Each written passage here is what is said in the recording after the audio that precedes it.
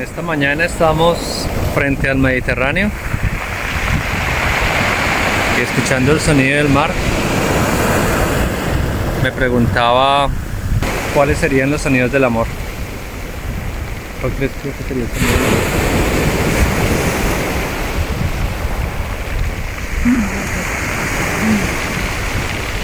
Yo pienso que sería el sonido de la aventura, que como el agua viene y se va, así como nosotros los seres humanos, las parejas,